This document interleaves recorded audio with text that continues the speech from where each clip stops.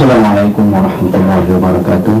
Nahmaduhu subhanahu wa ta'ala wa nashkuruhu wa nusalli wa nusallim ala Mustafa Muhammadin wa alu. Yang dirahmati Allah, Dinda Firuzi, kanda-kanda, adik Dinda dan sekalian yang hadir sekalian. Sudah banyak kita dengar amanat yang begitu berharga daripada semua yang mengambil bahagian. Yang pertama ini saya sebutkan, mengatakan bahawasanya perjumpaan kita ini semakin tahun semakin nampak kematangannya. Program yang diatur saya lihat semakin hari semakin tahun semakin bernilai, semakin ada maknanya. Yang bercakap pun ada maknanya, dan kita harapkan lagi satu, semoga perjumpaan ini Allah merahmati dan memberkatinya. Kalau Allah redha dengan perjumpaan yang seperti ini, walaupun kita berjumpa daripada pukul 4 tadi hingga 11 malam, tapi kemesraan itu jauh lebih panjang daripada jam-jam itu. Dan pada malam ini saya lihat kita ada tertinggal satu program yang begitu mustahak. Mungkin terlupa barangkali, mungkin saya sampai pagi untuk menyebutkan, iaitu kita perlu menyanjung orang-orang yang cemerlang dalam pelajaran. Keluarga Haji Din ini adalah keluarga yang amat menyanjung orang-orang yang berilmu, dan masyarakat pun menyanjung sebenarnya orang-orang yang berilmu.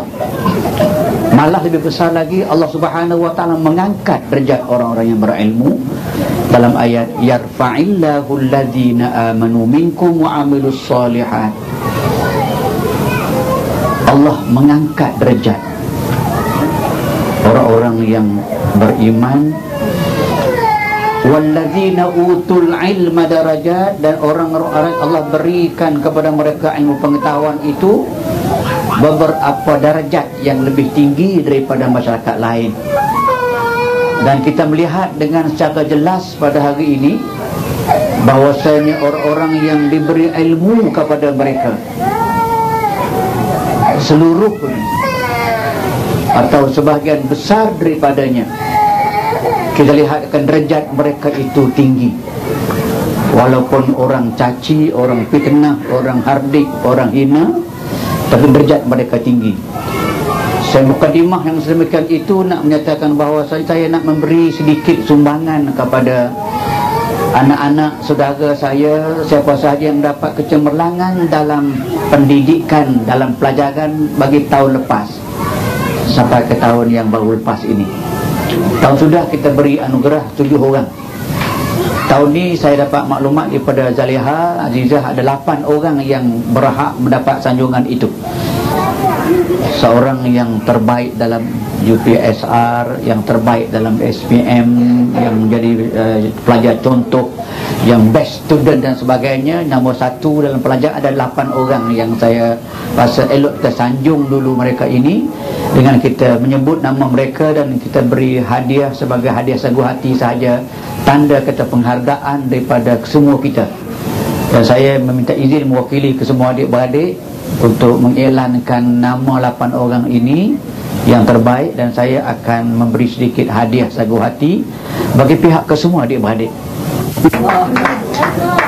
Ini ialah di kalangan keluarga kita yang pada tahun lepas mereka mendapat cemerlang dalam kesemua bidang, mewakili bidang masing-masing. Dan saya kenakan ini Ahmad Jabir, anak Mak Sutun. Ini Pak Parhi Sulaimi, anak Cah, cucu Wabaka. Buka matalah sikit. Nama Nur Akilah, anak Mak Sutun.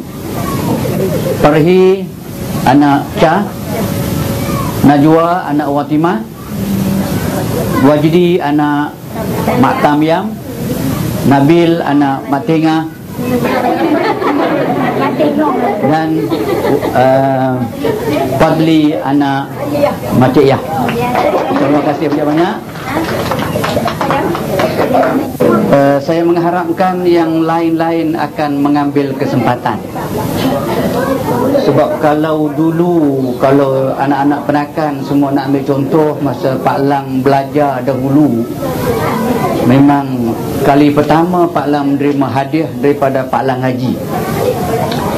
Pak Lang Haji memberitahu kepada Pak Lang juga ketika itu masa belajar di sekolah Pondok Bohor Mali, kalau dapat nombor 1 dalam peperiksaan, Pak Lang nak hantar Pak Lang ini, Tok Lang Haji nak hantar Pak Lang ini mengaji di sekolah Arab dan nak bagi hadiah jam 1. Masih ingat lagi?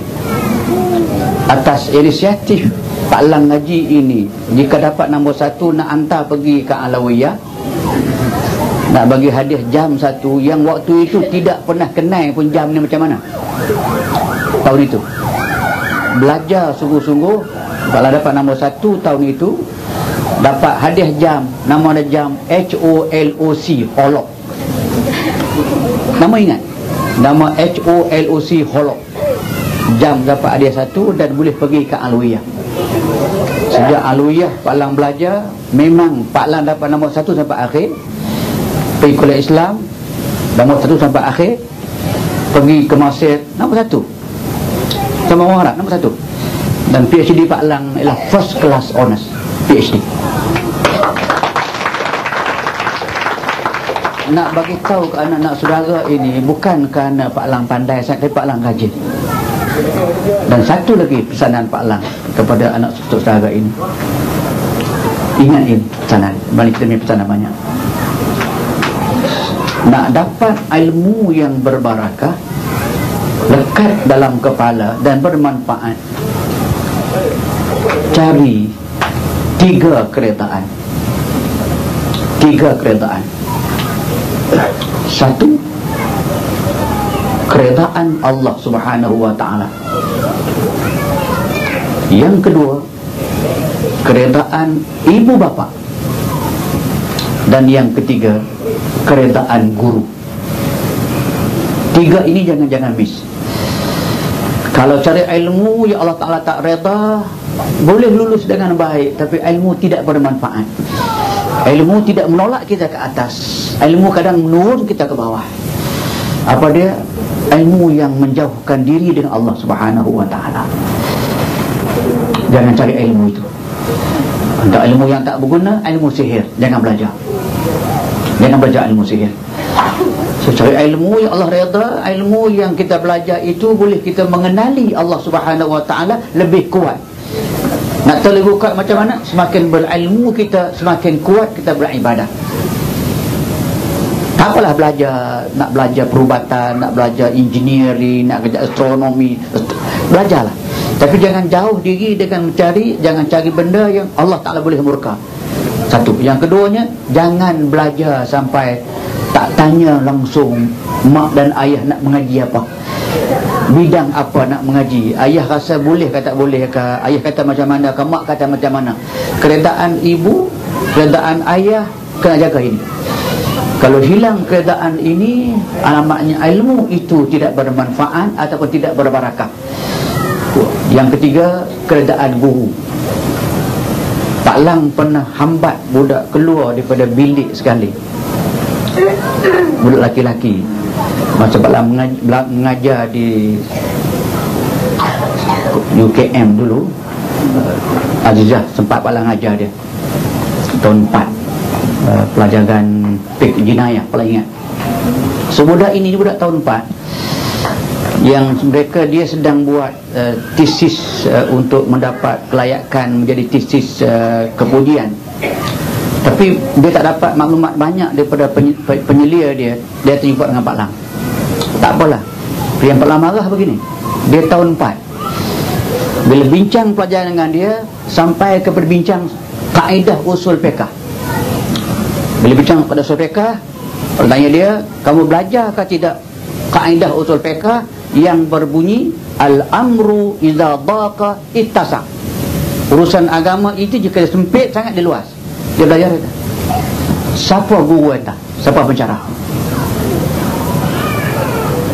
Dia kata yang pakai kacamata. Siapa nama dia? Yang tinggi-tinggi, nama siapa? Dia pakai kereta tuju. Tapi dia mengaji sampai tahun 4, guru dia tak tahu guru tu nama siapa. Nak dapat keredaan guru macam mana, guru pun tak tahu nama siapa. Palang bangun, pegang muka, tolak dia gitu. Apa? Biadab. Mengaji tak tahu guru siapa. Dia menangis, lari keluar. Dia budak ini budak baik rupanya. Selang 3 hari dia datang jumpa pula. Dia masuk, Assalamualaikum, jabat tangan, salam turun tangan. Dia tak guru nama dia Sa'ad Abdul Rahman. Awak kata awak masih biadab. Dengan guru awak panggil Sa'ad Abdul Rahman. Oh, minta maaf, Dr. Sa'ad Abdul Rahman. Maksud Pak Lang cerita kecil macam ini ni, Pak Lang teringat ada satu kata-kata yang Ali bin Abi Talib pernah sebut. Ali bin Abi Talib ialah pupu Nabi kita, menantu Nabi kita. Ali kata apa? Ali kata, man 'allamani harfan sirtu lahu 'abdan. Siapa yang ajar saya satu ilmu, saya sanggup jadi hamba kepadanya. Maksudnya taat kepada kehendak dia. Tu, man 'allamani harfan sirtu lahu 'abdan. Siapa yang ajar ke saya satu ilmu, satu pengetahuan, satu fatwa, tu maksud harfan, sirtu lahu 'abdan, saya jadi hamba kepada dia. Hamba bagi maksud taat dan patuh kepadanya. Kepala nak pesan ke semua yang sedang belajar, yang tua, yang muda, kenali guru. Sebab tu Imam Syafi'i kata, Imam Syafi'i kita kata apa? Dia kata, lan tanalal ilmi illa bisittatin. Kamu tidak akan boleh mencapai ilmu yang berguna, yang berfaedah kepada kamu, yang berguna, melainkan kamu ada 6 syarat. Zaka'un wa hirsun wa ijtihadun wa malun wa suhbatu ustazin wa tulu zamanin. Yang ni Pak Lang hafal bila? Alawiyah dulu. 40 tahun dah hafal. Tapi dah dekat. Kamu tidak akan boleh mencapai ilmu yang berguna kepada kamu melainkan kamu ada 6 syarat. Yang pertama sekali, zakat. Ada otak. Arti kena pakai otak. Belajar kena pakai otak. Jangan main baca, jangan pakai kedah. Pakai otak. Dan tak pakai otak, kalau nak sebut kepada anak saudara ni yang berguna pakai otak, jangan main masa guru sedang mengajar. Jangan leka, jangan buai, jangan tidur.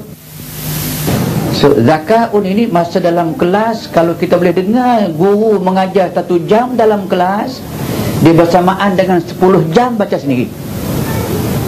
Arti ilmu yang diajar itu, kalau kita nak baca dalam buku, balik nak cari dalam buku semula, dia makan 10 jam. Sama dengan membaca 1 jam selepas waktu subuh, lebih baik daripada 3 jam waktu lain. Kualiti dia panggil, nilai. Kalau kita dengar guru mengajar betul-betul, memang. So Pak Lang bagi dulu orang tahu, Pak Lang orang yang tidak banyak membaca dalam bilik, kerana Pak Lang pakai trik itu. Pak Lang jadi ketua pelajar, jadi timbalan ketua pelajar, jadi pegang ketua pelajaran, jadi aktif sana, aktif sini dan sebagainya. Nak paisa tuan tak Yazid. Pak Lang 2 hari nak paisa, dia tak baca buku dah.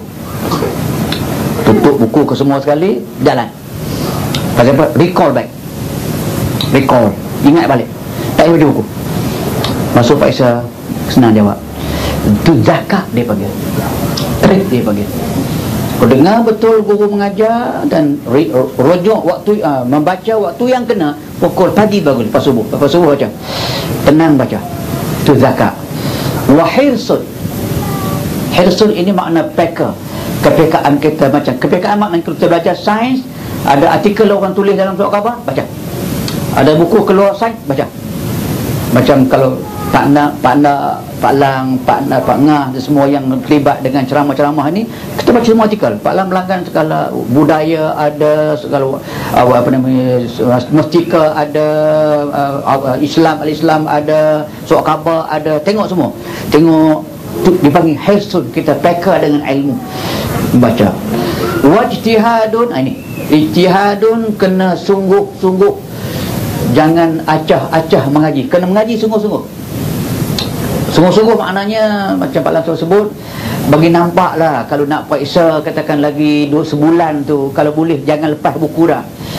Kalau pergi makan nasi dekat mak tu, kalau boleh bawa buku sama, letak buku tepi tu. Jalan pun buku dikepit ni, tidur tepi buku. Mungkin dulu Pak Lang ada pengalaman je, kakak Kak Mah boleh ingat lagi, selalu Pak Lang ingat bila Pak Lang baca rumah, di rumah malam-malam hari pakai lampu kecil itu, Tok Teh akan datang, tengok tidur dah, tak lagi dia pergi buat kopi. Kita lama datang pelan, Tok Teh tengok ada tidur, tak lagi. Ijtihad semua akan bantu buat kopi ke sebagainya, dan kita ijtihad sungguh-sungguh. Bukan nak boleh jadi ini, sebab tu, anak-anak saudara ni akan hidup zaman lagi payah. Zaman Pak Lang dulu kira senang, keadaan macam ni, masa depan makin payah ni. Kerja makin payah, urusan hidup makin payah, ekonomi makin payah. Yang akan survive, yang akan bergunanya orang yang terbaik ni, yang the best student ni, yang mencapai cemerlang ini. Itu ijtihad dipanggil. Wamal, memang perlu kepada sedikit harta, tapi harta ini pun memang jika tak ada langsung harta, nak belajar macam mana, SPM kena bayar, STPM kena bayar, universiti kena bayar. Sekarang memang tinggi bayaran ni, memanglah harta kena ada. Wa suhbatu ustazin, tadi hendaklah berbaik dengan guru. Baik dengan guru, kena kenal guru, baik dengan guru. Dulu kalau Pak Lang mengaji dulu, jika nak ikut je langkah Pak Lang tidak pernah duduk di bangku belakang. Tanya kawan-kawan, tempat yang Pak Lang duduk, tempat orang yang paling tak suka, siapa dia? Depan meja guru. Tempat orang yang paling tak suka duduk sekali, depan meja guru.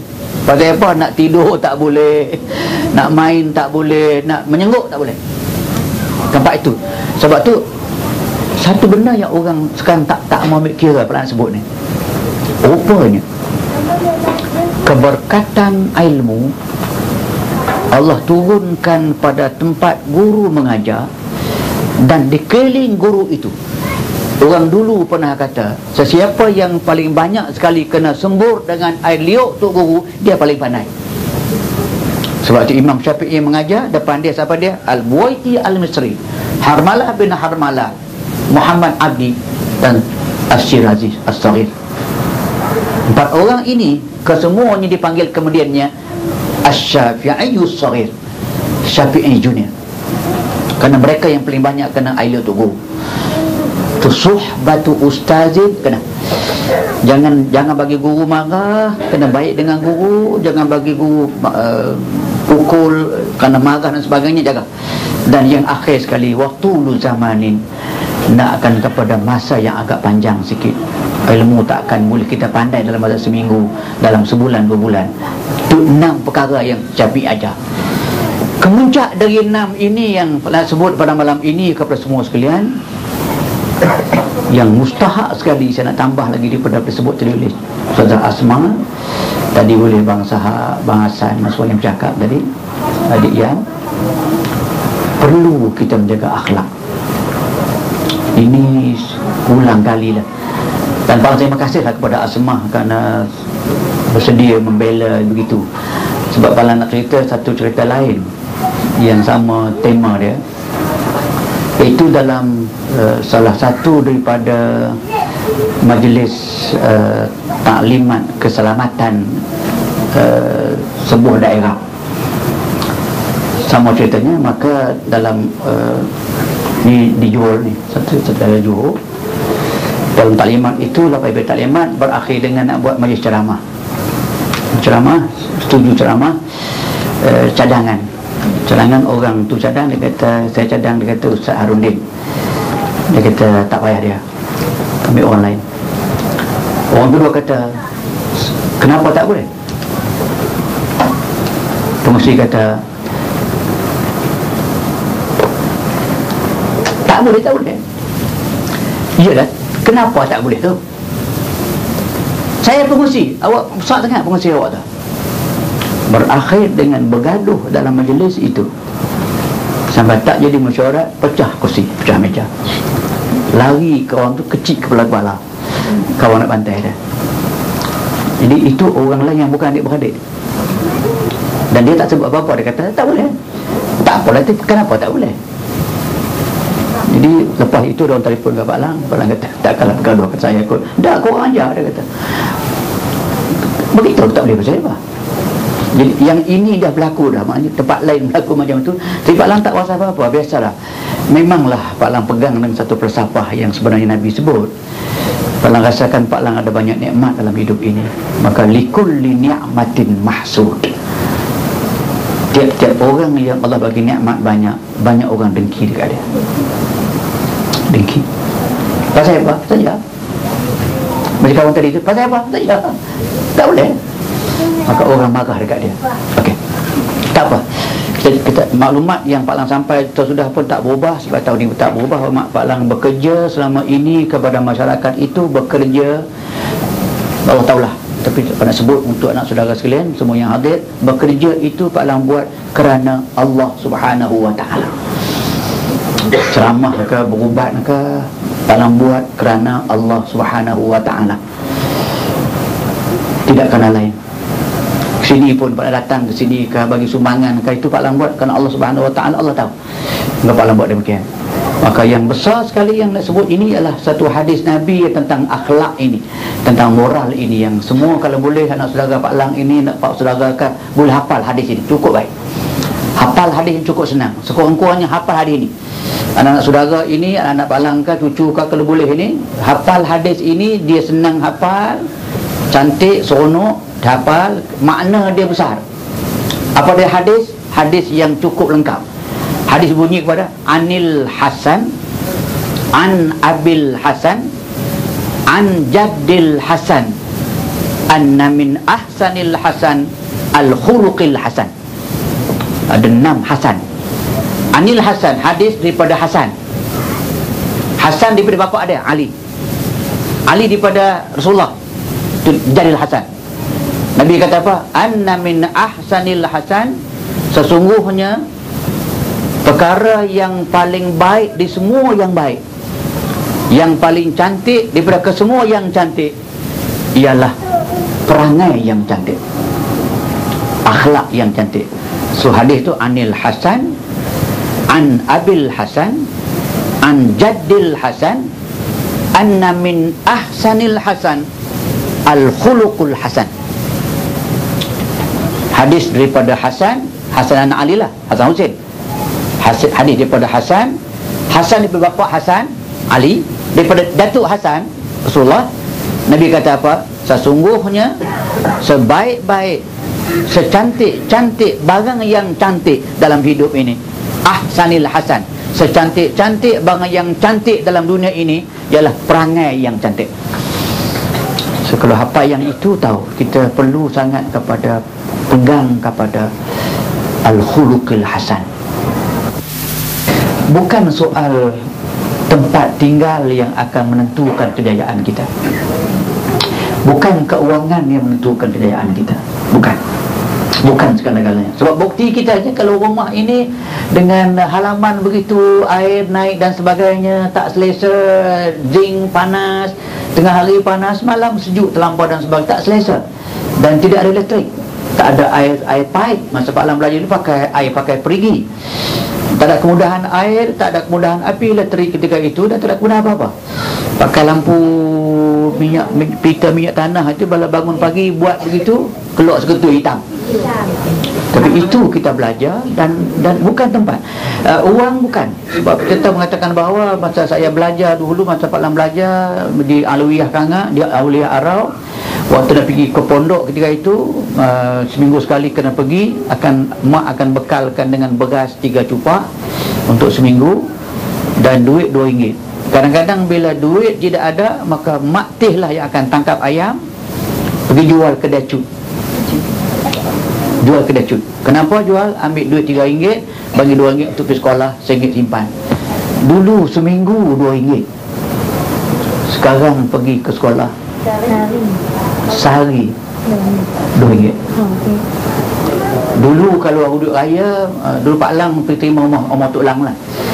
Tok Lang dulu orang kaya sikit, Pak Tamali, Tok Nah ada, Pak Timan ada, Tengah ada. Kita dapat 2 kupang, yang paling banyak 5 kupang.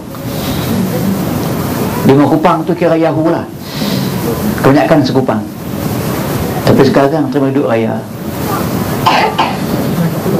Masya Allah.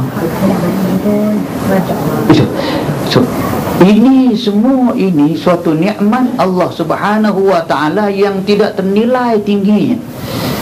Anak-anak yang belajar sekarang ini dengan segala kemudahan yang ada, anak-anak yang belajar sekarang ni, kena ingat ni, ini boleh faham ni. Anak-anak yang belajar sekarang ke semua ini sedang menikmati suatu nikmat, kelebihan, keutamaan yang kesemua ada dalam rumah. Buku ada, kemudahan pen ada. Pak Lang masih ingat belajar dulu pernah pinjam pen, pensil kat mak nak pergi belajar. Pendek pen, pensil tak ada. Sekarang kesemua ada, buku ada, komputer ada, internet ada di rumah. Internet ada, semua ada. Pergi pula kena hantar kereta ada, lah tak main geret lah. Okey, duit ada, semua mewah ada, pakaian lebih mewah daripada yang dulu sebagainya. Bukan Pak Lang katakan, kadang-kadang Pak Lang kata, bah tu dulu dulu lain, sekarang lain. Tak apa, okey. Tapi satu yang kena ingat, nikmat Allah yang Allah beri itu, sudahkah semua kita bersyukur? Kalau kita bersyukur nikmat itu, Allah kata, la in syakartum la azidannakum wa la in kafartum inna azabi lasyadid. Kalau kamu pandai bersyukur dengan nikmat itu, Allah kata, aku tambah lagi nikmat. Syukur maknanya jangan gunakan kemudahan-kemudahan itu, kemudahan-kemudahan yang ada itu untuk melakukan kerja yang mak bapak tidak suka dan Allah tidak suka. Duit ada sekarang, alhamdulillah, orang tak beli macun dah. Sebelum ni dapat duit raya beli macun. Bagi kaya Cina, Cina yang raya, Melayu putus tangan beli macun. Jangan buat, pakai dia yang berguna. Yang berguna Allah Ta'ala reda. Kalau bapak kita reda, mak kita reda, Allah Ta'ala reda, rezeki itu akan bertambah lagi. Dan kita doalah semoga banyak lagi dalam keluarga haji dia orang yang senang, yang boleh bagi bantuan sesak, bantuan duit raya, bantuan duit sekolah, bagi sagu hati yang sekarang boleh. Sebab tahun ni Pak Ngah baca rekod, Pak Ngah bagi seorang 1,000 duit raya. Tahun depan mungkin 2,000. Pak Ngah bagi seorang 1,000, mengatakan Pak Ngah alhamdulillah rezeki dia murah.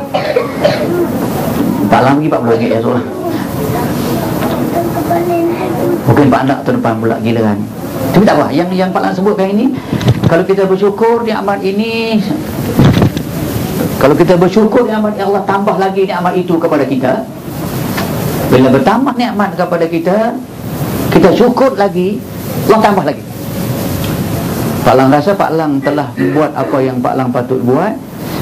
Dan satu yang nak sebut kepada semua adik-adik malam ini, Pak Lang masih kenang dulu semasa susah nak belajar, selepas dibuang daripada Alawiyah Arau. Bukan buang kerana jahat, buang amat baik, kena buang sekolah. Ayah tidak mampu, Tok Wan tak mampu nak hantar ke mana-mana sekolah. Tok Wan suruh buat benar. Abang Sahak mengaji pada ketika itu, Abang San mengaji, Pak Lang kena berhenti sekolah. Pak Lang tak akan lupa itu. Ada seorang ambil inisiatif yang bernama Abang Syafi'i bin Umar. Abang Syafi'i Umar dengan sama Abang Bakar, saya masih ingat semua, telah menganjurkan satu tabung tergempar untuk menghantar Pak Lang mengaji di Kolej Islam Kelang. Maka mereka telah mengumpul wang zakat yang diambil daripada 11 orang buat mali. Paling ingat semuanya. Ambil daripada Tok Jimat K, Haji Ismail Batu Lima, Tok Jimat Tongkol, daripada Syed, daripada Tengku Man, daripada Pak Cik Mi, Bang Bakar, daripada Tok Musa, daripada Tok Pak Tik, Akhirnya terkumpul satu jumlah wang, masih ingat lagi, RM600. Dari wang itu mereka belanjakan Pak Lang macam beasiswa kampung lah. Dengan wang itulah Pak Lang pergi belajar, dan mereka telah sempat membantu selama 2 tahun. Lepas 2 tahun Pak Lang dapat beasiswa negeri Perlis. Tapi semasa Pak Lang dapat bantuan orang kampung itu, ada niat di hati. So Pak Lang pergi dan berjaya, belajar sungguh-sungguh, berjaya. Kalau Islam tahun 1 dapat nombor 1, tahun 2 nombor 1, tahun 3 nombor 1, tahun 4 nombor 1, dapat beasiswa pergi ke masa buat masters, buat MA. Masa Pak Lang ingat begitu, Pak Lang tersebut dalam hati, masih ingat, Allah tak lupa. Kalaulah satu hari aku jadi orang kaya. Tu ketika dia naik geret tu. Naik geret. Kalau satu hari aku, Allah bagi jadi orang kaya, dan kalau ada orang lain yang susah nak pergi belajar, datang berjumpa dengan aku, aku tolong. Tu ingat dulu, niat baik. Satu hari kalau aku, dia cakap dengan Allah Ta'ala, kalau saya jadi orang kaya,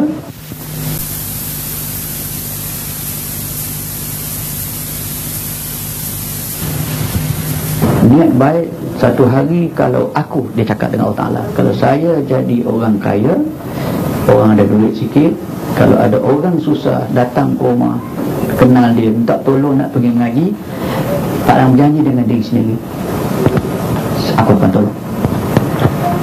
Dan Allah uji Pak Lang. Lepas Pak Lang selesai balik daripada belajar, wang belum ada, tak cukup belanja dan sebagainya. Tapi di masa Pak Lang di Mesir, beberapa orang susah dah menumpang di rumah Pak Lang dengan Mak Lang. Orang susah duduk rumah, termasuk seorang petani duduk rumah, duduk makan di rumah, pergi mengaji balik, hilang bertiga-hari rumah, kita bagi. Ada Arab seorang tepi nama, susah duduk rumah, bagi makan, sebab ingat tu. Bila balik ke sini dan sebagainya, beberapa orang datang ke rumah. Di antaranya yang orang kenal dulunya dengan nama Razak, dia susah, dia kemudian paling, oh ni janji dulu Allah hantar, okey, paling hantar dia mengaji. Lepas tu datang Syukri Mu'alaf, dia susah, dan okey, paling hantar mengaji. Datang lagi seorang nama Rizal sekarang ini, dia bapa dia susah, mak dia susah dan sebagainya, nak mengaji, okey, paling hantar mengaji. Jadi paling buat demikian itu semata-mata nak tunai janji dulu. Berarti jangan terkejut dia kata ini nak ini anak angkat Pak Lang belanja dia sekolah pasal apa, itu janji dulu. Pelang ada duit dan boleh bagi. Pernah hantar ke Jakarta, ke Indonesia, hantar ke Mesir, hantar ke Jordan. Sekarang ni ada seorang yang mengaji di Alawiyah Kangang, Alawiyah Arau, yang Pak Lang pergi berjumpa dengan Nabil bawah ni, hantar sekolah. Maknanya kalau kita buat baik kepada orang kerana Allah Subhanahu Wa Ta'ala, walaupun nampak zahir kita rugi, kita keluar duit ribu-ribu, nampak zahir kita rugi, tapi yakinilah kalau buat kerana Allah, Allah akan ganti balas. Tak cukup yakin, Allah mesti ganti dia. Kenapa? Ada peristiwa kecil yang mengajar Pak Lang. Daripada peristiwa ini Pak Lang amat yakin. Apa dia? Fatimah binti Muhammad, anak Nabi kita, sedang mengandung anak yang pertama, Hasan. Fatimah sebut kepada Ali, saya, kalau bahasa Melayunya, adik mengidam buah delima, tolong abang cari. So Ali wang tak ada, nak beli buah delima susah. Ali pergi berhutang orang sebelah, isteriku anak Nabi nak makan buah delima, wang tak ada, bagi berhutang 10 dirham. Berhutang buah delima, pergi beli buah delima, ujung kampung jumpa pergi buah delima. Punya bangga dapat buah delima, isteri yang tersayang nak makan buah delima, mengidam kononnya, bawa balik, dia terus bawa dengan tangan. Sampai ke tengah jalan, orang miskin bagi salam. Orang miskin tu kata, wahai Ali, saya mengandung, saya cari buah delima ini dah berbulan-bulan tak berjumpa, duit pun tak ada, berilah kepada saya buah delima itu. Ali kata, saya pun isteri mengandung. Kalau begitu dia kata, kita belah dua. Bagi aku sebelah, isteri kamu sebelah. Ali pun belah 2 buah delima, bagi orang miskin ini sebelah, dia bawa sebelah. Bawa sampai tengah jalan, dekat dengan rumah pula. Orang miskin bagi salam, terus ambil buah aja. Bagi kat aku lapar. Aku tak makan 2 hari dah. Ali kata, ambil lah, jangan samun, ambil. Dia ambil. Habis buah delima. Ali nak balik, buah delima tak ada. Tak balik, lama sangat dah. Tawakal Allah, dia balik. Balik habaq dekat isteri dia. Tadi habaq dah di duit dah ni. Duit ada ni, adik kejap sabar kejap, abang pergi beli, kejap balik. Sabar. Ali balik bagi salam, lemah. Fatimah tahu dah. Ada tak betul. Bagi salam, masuk rumah, Fatimah minta maaf, abang beli buah delima. Tapi sampai tengah jalan, orang minta sebelah, abang bagi. Sampai tengah jalan pula, orang tak sedekah pula minta, abang bagi. Abang terpaksa mengutamakan orang di luar kerana mereka meminta, mereka perlu adik minta maaf. Fatimah kata apa? Tak apalah abang, Allah akan ganti kepada kita insya-Allah. Tak habis patah perkataan, salam dari luar bunyi. Siapa yang datang? Hudzaifah ibn Yaman. Hudzaifah ini orang kaya. Dia datang, dia kata, saya datang ini nak sampaikan kiriman. Diberi siapa? Seorang hamba Allah. Dikirim apa? Dikirim buah delima. Berapa? Berapa biji? Bilang 9. Dia kata, saya tidak boleh terima pemberian ini. Ambil balik. Sedangkan Fatimah kata, ambillah abang 9 biji. Tak Fatimah, ini bukan kita punya. Abang tak boleh terima ini kerana ini bukan kita punya. Kerana kalau kita punya, bukan 9, dia 10. Ambil baliklah. Hudzaifah kata, maafkan aku wahai Ali, wahai Fatimah, aku nak uji saja kamu. Sebenarnya lagi sebiji ada. Bukan aku curi, nak tengok ilmu kamu. Kalau 10 betul. Mengapa betul? Kerana Allah kata, man jaa bil hasanati falahu asyru amsalihha. Sesiapa yang buat 1 kebajikan, Allah akan balas 10. 9 bukan. Rupanya dia test betul. Keluar dalam baju dia, nak lagi sebiji, memang aku takkan ambil, nak just kamu. Inilah baru Allah Ta'ala yang balas kepada aku. Dunia pun dia balas. Dunia pun dia balas. Tapi nak keyakinan. Tapi saya sebut satu poin lagi, sebab makna syukur besar sangat. Saya ada pesan kepada semua adik-adik saya, jangan nafi nikmat Allah. Allah tarik balik. Ulang balik. Kalau Allah bagi nikmat, jangan nafi nikmat itu. Kalau Pak Lang dapat nikmat, Pak Lang cerita dah. Pak Lang dapat nikmat ini, Pak Lang cerita. Dapat buat berniaga, Pak Lang cerita. Zakat keluar, tak apa. Tapi nikmat, kadang-kadang kita ada orang bagi nikmat kepada kita, tapi kita menafikan nikmat itu. Kadang-kadang mungkin macam malam ni katakan, Bang Sahak bagi 1000 kepada adik-beradik sebagainya, tapi mungkin ada adik-beradik kawan kata, Bang Sahak tu kaya tapi tak nak bagi satu duit kami pun. Misal lah, misal. Jangan buat demikian. Jangan. Kalau penafian itu kita buat, maka maknanya kita menafikan nikmat Allah kepada kita, kita tidak bersyukur. Kalau anak beri kepada kita RM1, dia bagi. Kalau gemuk sikit, nak sebut sikit, kau malu bagi, adalah banyak. Ya, tidak sebut bilangan, tapi jika sebut bagi banyak, dia bagi RM10,000, RM5,000. Ini yang saya sebut, ini mengatakan pengajaran ini perlu kita ambil, mengatakan bahawasanya kalau insan tidak ketahui, tapi Allah ketahui. Nikmat ilmu jangan sembunyi. Pak Lang tadi takut juga bila Pak Anda panggil adik Yam, takut adik Yam tak mau bangun. Tak mau bagi orang lain lah. Jangan. Orang panggil kita, kita ada ilmu, boleh cakap berguna tu berguna. Yang kita kata tak berguna, dia berguna. Bila dijemput berceramah, yang kita ada ilmu, jangan sembunyi ilmu. Jangan sembunyi. Kalau kita sembunyi ilmu ini kita katakan sembunyi nikmat Allah kepada kita. Jika sembunyi ilmu, akhirnya yang ilmu dalam diri kita pun habis. Ilmu sahaja dalam dunia ini satu benda yang semakin kita beri kepada orang, dia bertambah. Semakin banyak kita bagi, semakin dia tambah. Ilmu sahaja yang semakin kita beri, semakin bertambah. Yang lain kesemua kita beri, dia habis. Ilmu sahajalah yang kalau kita beri kepada orang, dia takkan habis, malah dia akan bertambah. So, banyak ilmu. Kalau tanya Pak Angah yang kaki bercakap ni, Dek Tun ke siapa yang pernah berceramah ini, Pak Lang sendiri pun, banyak ilmu yang sebenarnya Pak Lang dapat masa ceramah. Tanyalah Pak Andak sini, tanya Pak Angah. Kita bangun depan orang kadang-kadang tu nak cakap apa, Wallahualam, tak ada lagi. Orang puluh ribu ni, kepala kosong, tak apa, jangan takut. Start sebab tu kita gunakan Assalamualaikum, kita puji Allah, Alhamdulillah Rabbil Alamin, Wabihi Nasta'in. Dia mari start, habis mukadimah, start patah saja dia mari. Dia curah ilmu datang, nampak ayat Quran, nampak hadis, nampak cakap macam takkan habis. Tu yang kita bercakap seperti 2 jam, 3 jam tu dia datang tak habis, datang tak habis. Pasal apa?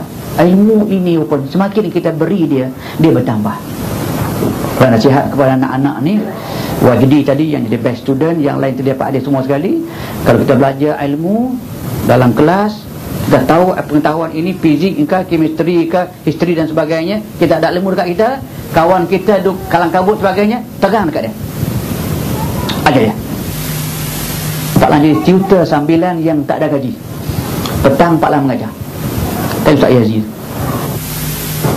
Pak Lang mengajar kawan-kawan ni. Sebab dalam kelas Pak Lang faham, boleh cakap Arab, boleh, jalan kita nombor 1, kita faham pelajaran awal. Pak Lang mengajar, tak bagi gaji, apa siapa nak gaji, tapi ilmu rupanya semakin kita beri kepada orang, kita dekat. Kita mengajar orang, kita dekat. Sebab tu bila Pak Lang mengajar banyak kawan-kawan dalam kelas dulu ni, bila mari Faisal tak ada masalah, semua dekat dalam kepala. Sebab tu Pak Lang sihatkan, jangan sembunyi ilmu. Anak-anak saudara Pak Lang, anak Pak Lang dalam universiti yang kita tahu ilmu itu, kalau boleh biar kumpul kawan. Dengar aku nak cakap, tak apa orang kata busybody, okay, duduk, let me explain, confident, explain. Ilmu tidak akan habis dan dibarakah. Sebab tu bila ajar orang, kita boleh, tanda kita bersyukur. Syukur pada harta, jangan sembunyi harta, jangan tipu, jangan menafikan nikmat. Kepada ilmu, jangan sayang ilmu itu untuk diajar orang. Orang minta, kalau Pak Lang orang minta ceramah, dia pagi semalam lepas khutbah di sini, balik ke sana ke Jelempuk, pergi semayang dengan Hamdi dengan Najmi ke Masjid Jelempuk, pergi dekat semayang dah, duduk semayang dah. Tiba-tiba tu imam nampak Pak Lang situ nak azan, Ustaz naik, dia quick naik, tak payah kau, sebab kita boleh naik. Dan sekali tu Pak Lang pergi balik daripada ceramah Bagan Datuk, tidur malam, pagi balik nak kejar ke Shah Alam, ceramah pukul 9 pagi, sampai tengah jalan berhenti untuk semayang subuh sebab nak kejar. Semayang subuh, orang ramai 3 saf ada masjid tengah jalan dekat dengan lepas petayung tu, tengok apa tempat tu, tengah jalan dekat dengan jangkang ke. Lepas semayang subuh, orang ramai bagi salam, Pak Lang dari belakang. Tu imam terus berhenti bagi salam. Pagi ni tak payah saya baca doa lah, tak Yahudi lah, dosa dunia dah, sudah camah je. La ilaha illallah. Silap sama. Pasal apa? Takut orang kata kita sembunyi ilmu. Tak apalah, 10 minit, 12 minit cukup. Syukur kepada anak-anak, jangan abai didikan agama anak-anak, akhlak, didikan agama. Dan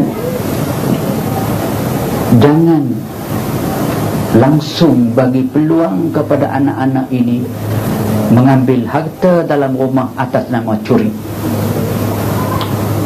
Jangan ajar curi. Jika nampak curi, memang kena ada hukuman yang setimpal yang boleh mengajar.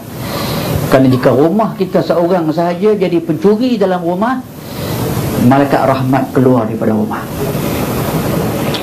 Sebab ulang balik ni, kalau berlaku seorang dalam rumah kita jadi mencuri, curi harta orang rumah kita ke, curi harta adik ke, abang kakak ke, nama curi sahaja, jika berlaku demikian, kita biar berlaku demikian dalam rumah kita, rahmat Allah akan ditarik balik daripada rumah itu. Kena rumah yang ada pencuri, rumah yang ada nikmah. Sebab tu kena jaga anak-anak, ajar, jaga, jangan biasa mencuri. Sebab dulu Pak Lang sebut, Pak Lang masih ingat, satu hari, cerita yang benar tapi tidak baik pengajaran, satu hari Pak Lang pernah curi duit Tok Wan Din sekupang saja. Ketika itu banjir depan rumah, masih ingat lagi, depan sekolah tu ada banjir. Dari jauh nampak ada Cina es krim. Lalu so kawan-kawan semua, oh es krim, semua keluar duit. Palang tak ada duit, lari balik rumah. Tok Wan tidur. Ingat lagi, ada baju kot hitam yang disangkut tepi tiang, baju kot lusuh gitu. Palang balik masuk, okey, rupanya Tok Wan ini tidak tidur. Tengok,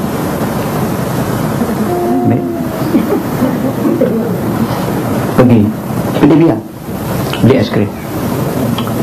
Habis pakai es krim, dipanggil balik. Panggil balik, Harun, siapa curi duit ayah? Kan? Orang tak tahu. Oh, kena sebiji. Macam ingat tu, demi Allah ni, tampak kepala ni macam bengang nak pecah kepala. Ayah nampak kamu curi, mengapa kamu tak minta? Angkat yang kedua, ikut tingkap lah jawab dia. Di pengajaran itu besar. Saya tidak pernah menjadi seorang pencuri. Atau saya tidak pernah pegang duit amanah. Takut salah pakai duit orang. Persifak dibuat dengan nilai 750,000. Semua bisa pakai Pak Lang. Tapi sampai serah balik. Pemegang amanah ada, tak pegang. Sebab takut pakai duit orang. Buat satuan apa-apa, pemegang amanah beberapa syarikat, no. Saya tak mau pegang cek. Kenapa? Takut pecah amanah. Kalau kita pegang ini sekuat-kuat dalam hidup kita ini, kita selamat. Jangan susah rezeki ini, yakinlah Allah Ta'ala Maha Kaya. Maha Kaya. Dengan curi tak senang. Banyak dalam dunia ini perompak terkenal dalam dunia yang boleh samun bank bilion-bilion ringgit, tapi tidak senang. Tengok contoh tu, Presiden Chun Korea, Presiden Roh Korea, dia rasuah 11 million, banyak. Dan rasuah yang kedua sebanyak 240 million US. Kena tangkap, uang kena rampas balik, mereka masuk penjara seumur hidup. Akhir ini diampun oleh Presiden sekarang, tapi nama dah busuk, dah tak guna, wang tidak ada. Dulu duit BMF yang hilang sebanyak 4 bilion. Lauren Osman terlibat, Satiman, Dr. Saniman terlibat. 4 bilion duit BMF yang hilang dulu. Semua kena tangkap, semua masuk penjara sampai hari ini tak keluar. Contoh banyak dalam dunia ini yang orang ambil, yang harta yang tidak barakah itu akan membawa kepada kehancuran. Itu kalau minta sangat tu, amanat ni kepada semua keluarga, biasakan diri dengan amanat. Jangan ambil wang yang bukan hak kita. Cuba ingat kepada seorang yang terkenal dalam sejarah Islam, nama dia Abu Ishaq Ash-Shirazi. Nama Ishaq juga, tidak bin Din lah, Abu Ishaq Ash-Shirazi. Abu Ishaq ini dia masih lagi anak, masih lagi kanak-kanak. Dia ni akhir terkenal yang tulis kitab Al-Muhazzab. Satu hari mak dia pergi ke bandar, terhutang duit di bandar 1 dinar. Mak dia terhutang duit. Dulu pergi bandar, mana berjalan kaki sepanjang pagi, naik kuda, petang baru balik. So mak dia balik petang itu, beritahu kat Ibu Ishaq, kata mak terhutang duit dengan tukang kedai kain yang kita pergi dulu. Kau ingat tak? Ingat. Pagi besok Ibu Ishak, kamu ambil uang ini, pergi dekat kedai tu, pergi bayar balik. Kata dia kenal mak, dia kenal kamu. Pagi besok Abu Ishak Syirazi ini ambil uang itu, bolang poket, dia pergi naik kuda. Jauh kan? Dia pergi naik kuda, dia berhenti sembahyang zuhur sebuah masjid. Lepas berhenti sembahyang sebuah masjid, sambung perjalanan sampai kedai dekat asar. Sampai kedai, pegang-pegang duit dalam poket dia, duit hilang. Allah, duit nak bagi 1 dinar hilang. Hilang di mana? Dia pun istighfar. Oh, mungkin masa sembahyang zuhur tadi. Sebab sembahyang zuhur tadi mungkin turut Datuk. Dia pun terus minta maaf kepada penjual kain itu, kata duit saya telah hilangkan, saya akan ganti balik. Dia teringat wang itu mungkin ada di masjid. Dia terus datang semula cepat, mari ke masjid, sampailah ke masjid yang dia sembahyang tadi. Tapi orang ketika itu telah sembahyang zuhur habis dah, asar habis, orang keluar dah. Dia pergi ke tempat dia sembahyang, tengok ada 1 dinar. Dia pun suruh tangan nak ambil duit. Hati dia kata, pastikah duit ini duit kamu? Apakah tidak mungkin duit kamu tadi semasa sembahyang zuhur jatuh, sembahyang asar orang sembahyang tempat yang sama, orang tu ambil duit kamu, orang lain sembahyang pula, orang lain yang jatuh duit dia. Bukan duit kamu. Dia tak boleh ambil. Takut duit itu bukan duit dia, tapi duit orang lain. Walaupun tempat sembahyang, tempat dia sembahyang, masjid yang sama, uang seperti yang sama, tapi kemungkinan, takut sikit kemungkinan duit dia orang ambil dah, duit itu duit orang lain pula, maka dia tak jadi ambil. Dia biar uang itu ke situ. Dia balik ke rumah dia, habar kat mak cerita ini. Mak dia kata, kalau aku mati sekarang, aku reda anak aku soleh. Mak dia kata, kalau aku mati sekarang ini, aku reda anak aku anak soleh. Tak apa anak, jangan ambil. Nah, mak bagi duit lain. Ambil ini, esok kamu bayar 1 sen, 1 dinar kamu ambil, 1 dinar upah kerana kamu jujur. Dengan reda mak itu, Abu Ishak Syirazi akhirnya menjadi seorang ulama yang besar dalam mazhab Syafi'i. Dialah yang menulis buku Al-Majmu' Syarah Muhazzab Syirazi. Dia disebut sebagai Asy-Syafi'i As-Saghir. Berkat jujur, amanah, baik dalam kehidupan. Susah tak apa, Allah bantu. Tapi kalau kita susah dan kita buat benda yang Allah larang pula, murka pula, malaikat kutuk dan sebagainya pula. Kita mengatakan penzina malaikat kutuk, pencuri malaikat kutuk, pembohong malaikat kutuk. Jangan. Pemain judi malaikat kutuk. Jangan cari kutukan para malaikat yang menyebabkan kita bukan senang sebenarnya, kita akan bersusah. Susah dan susah. Kalau rasa ada kewajipan yang belum selesai Pak Lang dengan adik-beradik, Pak Lang tengok 10 beradik anak Haji Din ini, 8 orang sudah selesai kerja haji dengan umrah.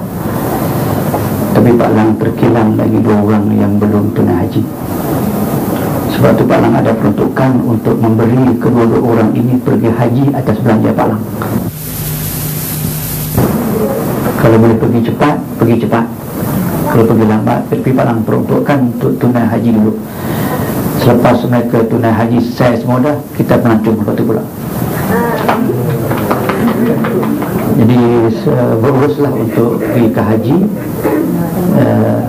tahun depan bila, ataupun kalau boleh dua adik ni, dua orang, 4 orang nipis sekali lah, supaya senang urusan.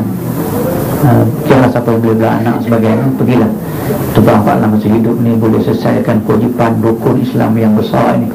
Kerana ayah kita kerja haji, mak kita kerja haji, bangsa kerja haji, bangsa semua kerja haji, ataupun ada yang lain lagi yang belum kerja haji, adik-adik yang 10 orang ni.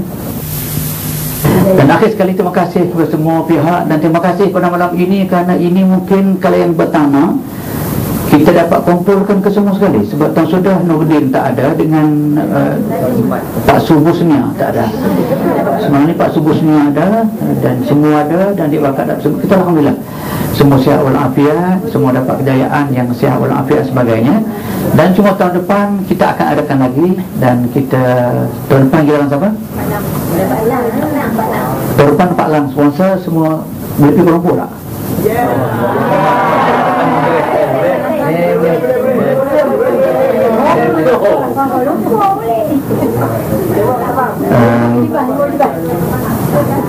Nanti lepas Pak Lang beli kapal terbang, nanti kita balik kapal terbang. Mungkin jauh banyak masalah nak di sana. Pak Lang kalau bukan buat di Kuala Lumpur, tapi kerana mesti balik di sini hari raya, beraya dengan orang-orang kampung, ucap khutbah dan sebagainya. Mungkin kita buat di sini lah, dibuat di Perlis. Pak Lang sponsor. Sekadar ini sahaja yang boleh Pak Lang sampaikan. Minta maaf Pak Lang, mohonkan kepada semua pihak, jangan kata hati. Kita bercakap malam ni cakap hati ke hati, dan dulu pun hati ke hati. Pak Lang tidak curah begitu, menekan kerana kebaikan bersama-sama. Pak Lang merasa apabila merasakan. Sebab tu maka kita sebut, jangan letak di hati. Kalau siapa yang rasa dia kena, itu Allah Ta'ala hidayahkan kepada Pak Lang sebut. Ada orang yang pada sebut demikian dalam bagus, alhamdulillah. Kita akan jadi baik. Jadi baik keluarga kita, baik dunia kita, baik akhirat kita, itu yang paling guna. Maka kalau memang tidak, kalau memanglah Allah Ta'ala bagi tahu kepada Tok Wan Din dengan Tok Tik bahawasanya anak-anak dia sekarang ini berada dalam keadaan yang baik. Tahu di mana? Dalam hadis Nabi. Hadis Nabi telah sebut, mana-mana orang Islam yang telah meninggal dunia, dia akan masuk kubur, dia akan pergi sama ada ke dalam alam barzah kepada salihin, kepada hufrah niran orang jahat dan neraka. Jika dia pergi kepada salihin, kalau orang seorang buat mali meninggal, banyak meninggal mai ni, mak kita akan jumpa orang buat mali. Ayah kita mati misalnya sebelum Tok Pin misalnya. Tok Pin kalau dia baik, dia jumpa dengan ayah. Ayah akan tanya dia, anak-anak aku macam mana? Pasti dia kata, anak hang tak tahu jumpa dengan aku, raya bagi duit ayah. Saya tak tinggal tu, mewakili ayah. Macam mana? Oh, Sahak macam ni, Timah macam ni, Asan macam ni, Harul macam ni, macam ni. Senang ayah, senang ayah. Mak akan tanya, Mak Lang yang pergi, memang begitu. Mak Lang akan pergi, cu kita pergi baru ni, Pak Tam kita pergi.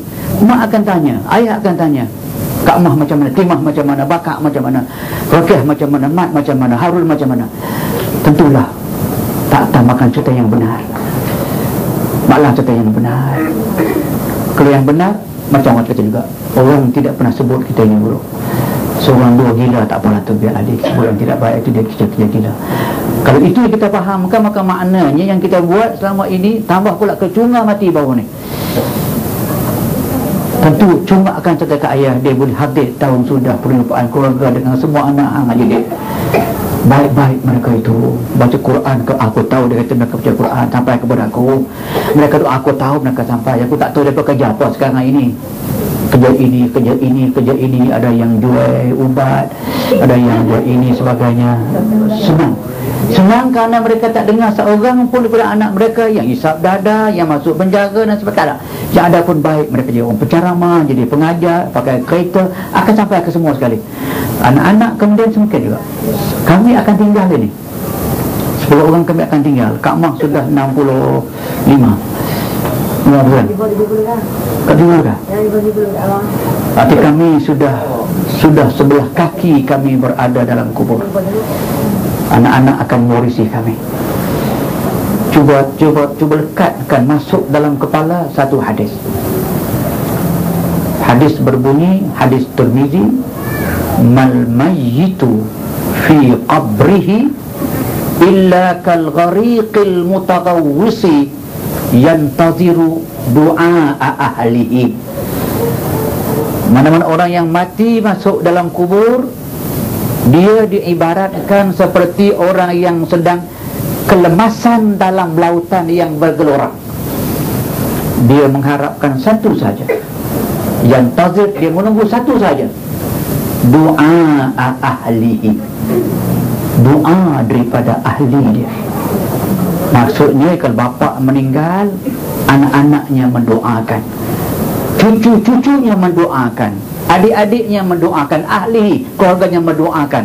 Macam kita buat. Dan satu yang saya pernah sebut pada malam ini, Pak Lang memang tidak pernah tinggal dalam doa. Pak Lang selepas semayang jarang sangat Pak Lang tinggal doa, Rabbighfirli dunubi wali walidayya warhamhuma kama rabbayani saghira. Ya Allah, ampunkan dosaku dan dosa dua ibu bapaku, dan kasihanilah mereka ya Allah macam mereka kasihan kepada kami kecil dahulu. Ini jangan tinggal. Ulama mengatakan bahawa orang yang mengamalkan hadis ini dan amalan ini sentiasa, Allah tidak putuskan rezekinya. Yang mengamalkan doa ini, Allah tidak putus rezekinya. Rezeki ada, insyaAllah. Dengan kata-kata demikian, telah harapkan ucapan terima kasih. Nampaknya siapa yang kecil pun tak tidur mana-mana, yang masih tahan lagi ni, masih segar nampaknya, alhamdulillah. Rahmat Allah yang besar, kita boleh bertahan macam ni. Ni dah habis pukul 12. Daripada kita setahun kita berjumpa sekali, dan semua sekali nampaknya begitu minat dan begitu rasa bertuah dapat berjumpa macam ini. Dan kita syukur, alhamdulillah subhanahu wa ta'ala, kita akan sentiasa dirahmati Allah, diberkati Allah. Dengan terima kasih kepada semua pihak, minta maaf semua pihak. Sekalian sahaja aqulu qawli hadza wa astaghfirullah al-azim li wa lakum. Wassalamualaikum warahmatullahi wabarakatuh.